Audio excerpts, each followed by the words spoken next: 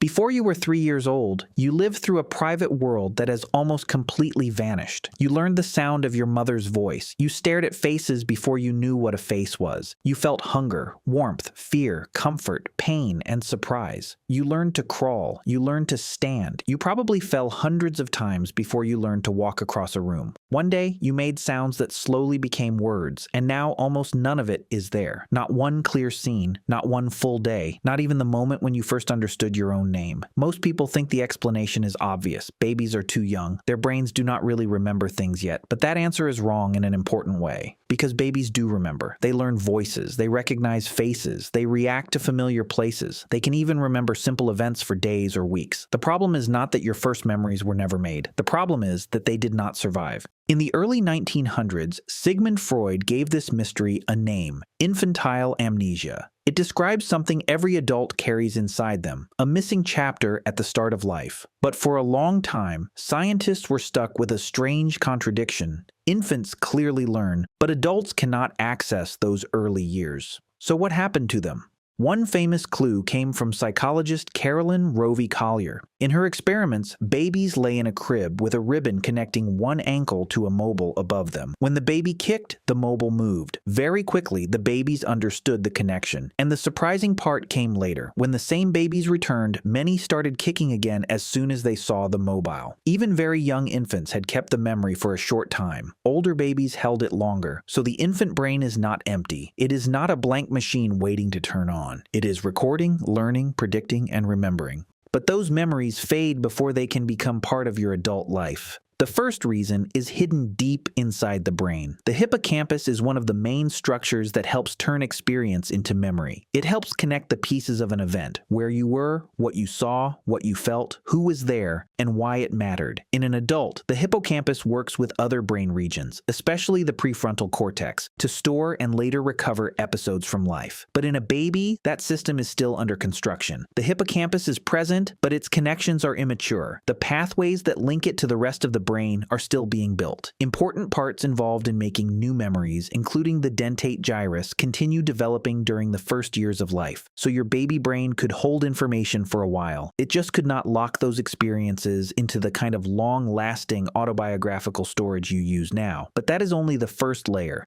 The stranger part is that your brain may have erased its own work because it was growing too fast. In 2014, researchers Sheena Jocelyn and Paul Franklin explored a powerful idea. During early life, the hippocampus produces many new neurons, a process called neurogenesis. This is not a flaw. It is one of the ways the young brain builds itself. But there is a cost. When new neurons are added to existing circuits, they can disturb the patterns that were already there. And memories are stored in patterns. They depend on connections holding together over time. In mouse studies, when researchers increased neurogenesis in adults, the animals forgot some things more easily. When they reduced neurogenesis in young mice, those young mice held on to memories longer than usual. That points to a disturbing possibility. Your earliest memories may not have vanished because your brain was weak. They may have vanished because your brain was too alive. It was building, rewiring, expanding, replacing. The same process that made your future mind possible was breaking apart the traces of the mind that came before. Imagine trying to keep a diary in a house while the walls are being moved every night.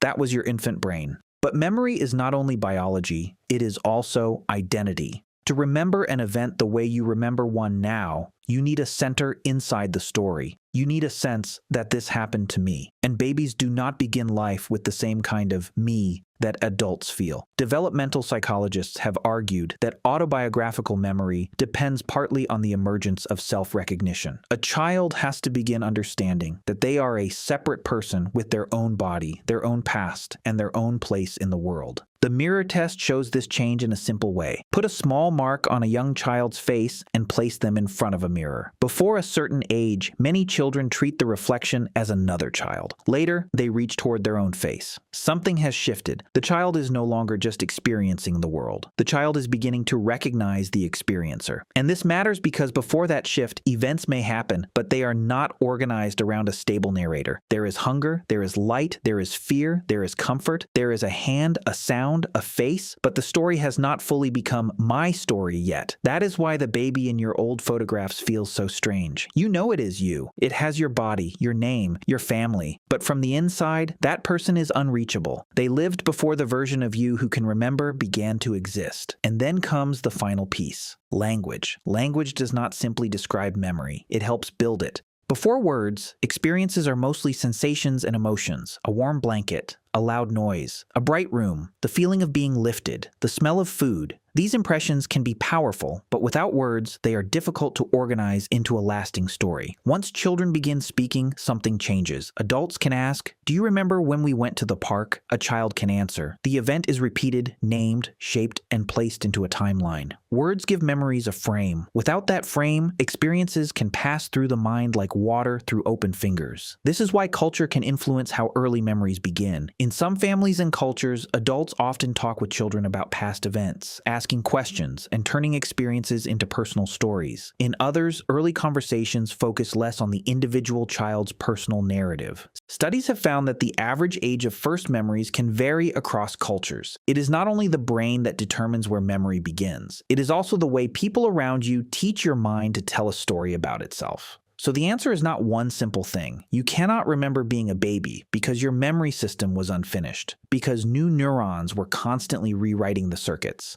because your sense of self had not fully formed, because language had not yet built the structure that could hold your experiences in place. Your first years were not empty. They were full of sensation, learning, emotion, and change. But they were happening inside a mind that was still becoming a mind. Every person you have ever known carries the same darkness at the beginning of their life, a hidden country they once lived in, but can never return to. And maybe that is the most unsettling part. The first version of you did not disappear because it failed. It disappeared because it succeeded. It built the body, the brain, the habits, the emotions, and the foundations that made you possible. Your brain did not choose memory. It chose construction. And to create the person you are now, it had to bury the person you were before.